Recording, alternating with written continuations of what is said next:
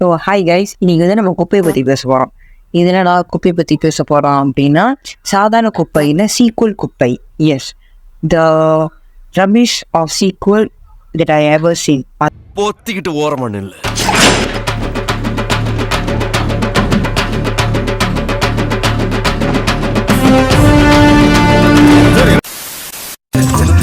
சிரிச்சா மாதிரியே இருக்கணும். அதாவது நான் சின்ன வயசுல இருக்கும்போது வந்துட்டு இந்த part 1 part 2 அப்படின்னு அந்த கான்செப்டே இருக்காது. ஒரு படம் அவ்வளோதான். அதை தொடர்ந்து இன்னொரு படம்னு தமிழ் படங்களில் வர்றது ரொம்ப ரொம்ப குறைவு. எங்கே நிறைய இருக்கும் அப்படின்னா இங்கிலீஷ் படங்கள், அதாவது ஹாலிவுட் படங்களில் வந்து நிறைய இருக்கும். இப்போ நான் ஏன் வந்து இது ரொம்ப பொங்கி திரும்பி பேசுகிறேன் அப்படின்னா, இது ஒரு படம் பார்த்தேன், ஒரு ஹிந்தி படம். அந்த படத்தோட பேர் சொல்ல விரும்பலை. ஆனால் அந்த படத்தோட part 1 நான் கோவிட் அப்போ பார்த்தேன்.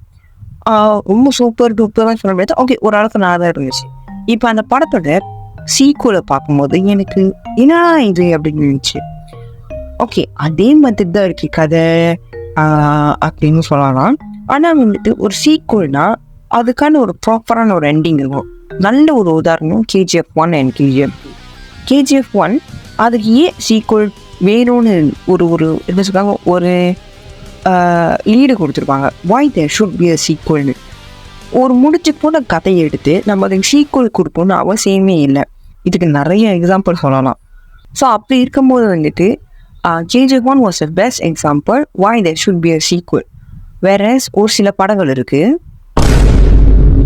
இந்த படத்துக்கெலாம் எதுக்கு தான் சீக்குவல் கொடுக்கணும்னே இருக்குது. லைக் டிவி இல்லை, ஏன்னா ஆல்ரெடி இந்த கதை முடிஞ்சு போன கதையை நம்ம வந்து சீக்குவல் பேரில் கண்ட கேரக்டர் எடுத்துகிட்டு வர்றதோ இல்லை அதை மூவ் பண்ணுறதுக்கு கண்ட கதையை சொல்கிறதோ டிவி இல்லை. ஒரு சீக்குவல்னால் அதுக்கான இம்பார்ட்டன்ஸ் அதோட ப்ரீக்வலி கொடுத்துடணும். அதாவது ஃபர்ஸ்ட் பண்ணணும், அந்த படத்துலேயே கொடுத்துடணும்.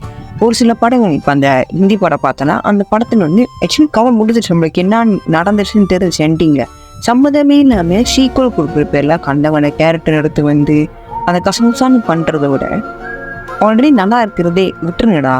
ஓகே, இப்போ படம் எடுக்கணும், நீங்கள் பார்க்கணும், உங்களை என்டர்டெயின் பண்ணணும், எங்களுக்கு கதை இல்லை அப்படின்னா பிரச்சனையும் இல்லை. ஆல்ரெடி ஏற்கனவே எடுத்த கதையை நீங்கள் வந்து புது டைட்டில்னு கொண்டு வாங்க. ஃபார் எக்ஸாம்பிள் இந்த மாதிரி படங்கள்லாம் இதோட கதை எல்லாமே ஒன்று தான், நான் இல்லைன்னு சொன்னேன். ஆனால் ஏதாவது ஒன்று டிஃப்ரெண்ட்டாக இருக்கும். லைக் ஃபார் எக்ஸாம்பிள் அது ஒரு ஃப்ளாஷ்பேக் ஸ்டோரியோ அந்தமாரி ஏதாவது ஒன்று டிஃப்ரெண்ட்டாக இருக்கும். அதாவது நாங்கள் படம் பார்க்குறது என்டர்டெயின் ஆகிறதுக்கு தான். ஸோ நீங்கள் அதே கதையை சொன்னீங்கன்னா பிரச்சனை இல்லை. ஆனால் என்ன கொஞ்சம் இன்ட்ரெஸ்டிங்காக சொன்னீங்க, கொஞ்சமாச்சும் மாற்றுங்க. அதுக்கப்புறம் காலத்துக்கு ஏற்ற மாதிரி கொஞ்சம் அடாப்டிங்காகவும் லாஜிக்காகவும் இருக்கணும். அதே இருந்தாலே போதும், நாங்கள் என்டர்டெயினாக ஆயிடுவோம். ஆனால் இவங்க வந்து சீக்குவல் என்ற பேரில் என்னென்னமோ எடுத்து வைக்கிறாங்கன்னா எனக்கு மண்டை காயுது. இந்த ஒரே கதையை திருப்பி எடுக்கிறதுல அரண்மனை 4 வந்து I think it break the கர்ஸ்ன்னு சொல்லுவேன். ஏன்னா அரண்மனை 4 கம்ப்ளீட்லி ஒரு டிஃப்ரெண்ட்டான ஒரு ஸ்டோரி. இப்போ 1, 2, 3ன்னு பார்த்துக்கிட்டிங்கன்னா அது எல்லாமே ஒரே மாதிரி தான் இருக்கும். அந்த அரண்மனைக்குள்ளே அது ஒரு ஃப்ளாஷ்பேக் இருக்கும் அப்படின்னு. ஆனால் இதுக்கு வந்து அரண்மனை 4 டோட்டலி டிஃப்ரெண்ட்டான ஸ்டோரி. அதனால தான் எனக்கு இந்த படம் ரொம்ப பிடிச்சிருந்துச்சு. எனக்கு பிடிச்சிருச்சு. அந்த ஸ்டோரி வந்து புதுசாகவும் இருந்துச்சு. அதே நேரத்தில் வந்துட்டு அந்த வந்த எல்லா சீக்குவலுக்குமே வந்துட்டு அது கொஞ்சம் டிஃப்ரெண்ட்டாக தனித்துவமாக இருந்துச்சு. ஸோ இது வாஸ் ஓகே, நைஸ், நல்லா இருந்துச்சு படம். அண்ட் இன்னொரு என்னன்னா, இவங்க ஒரு சும்மா ஒரு கதை செஞ்சுட்டு பெரிய ஸ்டார்ஸ் வச்சு எடுத்தோம்னா அந்த படம் ஓடிடும்னு நினைக்கிறாங்க. Which is absolutely wrong. முந்தி மாதிரி இல்லை. இப்போ முன்னா ஓகே இந்த ஆக்டருக்காக போய் படம் பார்ப்போம் அப்படின்னு இருந்தப்போ இப்போ அந்த மாதிரி இல்லை. எல்லாருமே கதைக்காக தான் பார்க்குறாங்க. புது ஆக்டராக இருந்தாலுமே பரவாயில்ல, ஆனால் எங்களுக்கு கதை தான் மிஸ்டேன்னு சொல்லிட்டு நவுது இருக்குது இந்த நேரத்தில். இந்த மாதிரி சீக்குவெல்லாம் வச்சு ஐயோ முருகா எல்லாம் முடியலடா சாமி. இந்த படத்தை பார்த்துட்டு எனக்கு ஸ்பீச்லெஸ் ஆகிட்டேன். என்னடா படம் இது அப்படின்னு. ஸோ நான் இந்த மாதிரிலாம் ரேண்ட்லாம் பண்ண மாட்டேன். எனக்கு இந்த மாதிரிலாம் படம்லாம் பிடிக்காது. இந்த மாதிரி படங்களாக பார்த்து பிகாஸ் ஒரு படம் பார்த்து நம்ம அப்சஸ்ட் ஆகக்கூடாது, அதில் இன்ஃப்ளூவன்ஸ்ட் ஆகக்கூடாது. ஒரு படம் என்டர்டெயின்மெண்ட்டாக இருக்கணும் அப்படின்னு சொல்லிட்டு பார்ப்போம்.